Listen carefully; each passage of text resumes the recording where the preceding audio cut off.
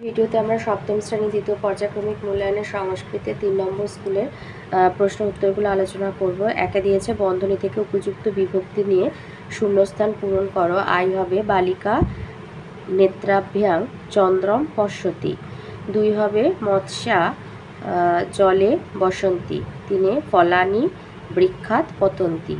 4 হবে পিত্রা সহ গচ্ছতি পুত্র।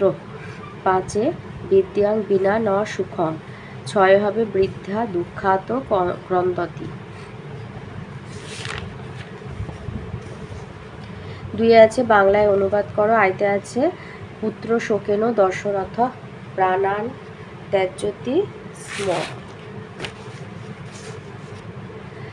তোটা হবে পুত্র শোকে দশরথ প্রাণ ত্যাগ করেছিলেন। 2 আছে স বিদ্যাসাগর ইতি উপাধিম প্রাপ্নতি স্ম। তিনি বিদ্যাসাগর উপাধি পেয়েছিলেন। 3 বলেছে উজ্জয়িনী দেশে অশ্বত্থ বৃক্ষ শাখায়াং হংস কাক চ নিবসত স্ম।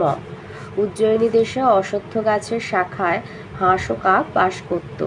নিবসতি মানে ওই বাস করা, নিবসতি স্ম অতীতকাল, তাই বাস করত। 4 দিয়েছে তস্য উত্তর প্রান্তে তুষারাবৃত হিমালয় ইতি সমুন্নত পর্বত। তার উত্তর প্রান্তে বরফে আবৃত হিমালয় নামের সুউচ্চ পর্বত আছে। 5 সুবিশাল অস্মাকং দেশ প্রধানত নদীবহুল।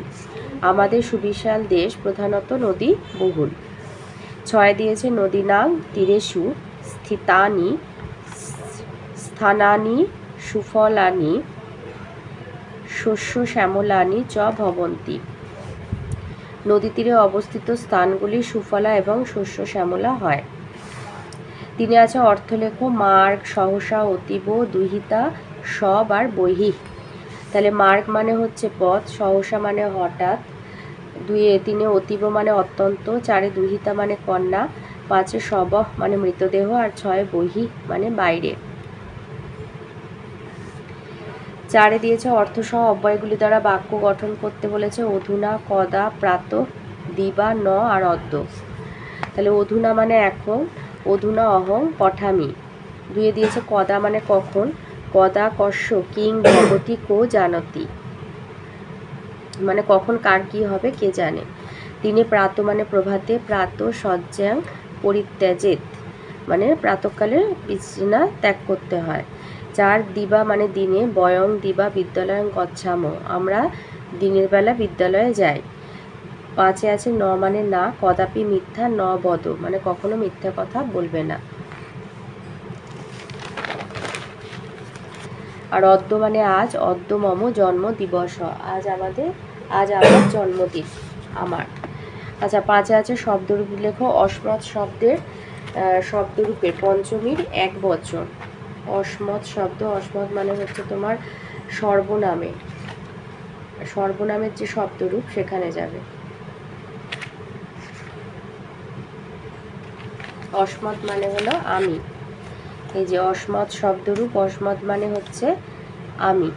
এবার বলেছে অস্মৎ শব্দের পঞ্চমীর এক বচন, এই হলো পঞ্চমী, পঞ্চমীর এক বচন হচ্ছে মত, ম খণ্ডেত্ব মত।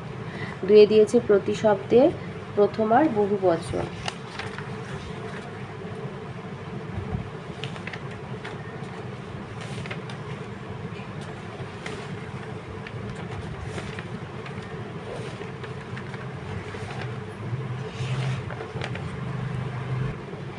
বলেছে পতি শব্দের প্রথমার বহু বচন, এই হচ্ছে পতি মানে প্রভু বা স্বামী, প্রথমার বহু বচন, প্রথমা এই হচ্ছে প্রথমা, বহু বচন পতয়, পত অন্ত্যস্ত বিসর্গ, পতয়।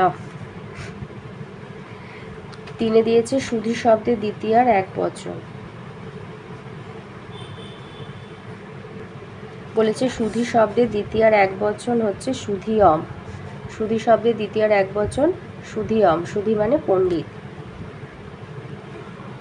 4 আছে ধাতুরূপ লিখতে বলেছে। স্থা ধাতুর, স্থা মানে থাকা, স্থা ধাতুর লটের প্রথম পুরুষের এক বচন, লট মানে বর্তমানকাল, প্রথম পুরুষের এক বচন হবে তিষ্ঠতি।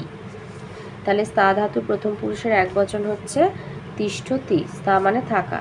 দুয়ে দিয়েছে দৃশ ধাতুর লঙের উত্তম পুরুষের বহু বচন। দৃশ ধাতুর, দৃশ মানে দেখা।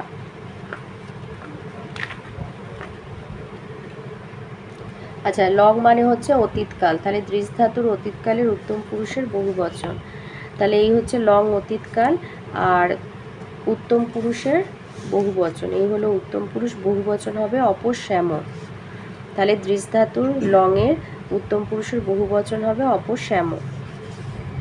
আর তিনে দিয়েছে পর ধাতুর লিটের মধ্যম পুরুষের দ্বিবচন। আচ্ছা, লিট মানে হচ্ছে ভবিষ্যৎকাল, পর ধাতুর লিটের মধ্যম পুরুষের দ্বিবচন। মধ্যম পুরুষের দ্বিবচন হচ্ছে পঠিষ্যাথ। তাহলে পর ধাতুর লিটের মধ্যম পুরুষের দ্বিবচন হচ্ছে পঠিষ্যাথ। তো এই ছিল আজকের আমাদের সপ্তম শ্রেণীর দ্বিতীয় পর্যায়ক্রমিক মূল্যায়নের সংস্কৃতের 3 নম্বর স্কুলের প্রশ্ন উত্তর।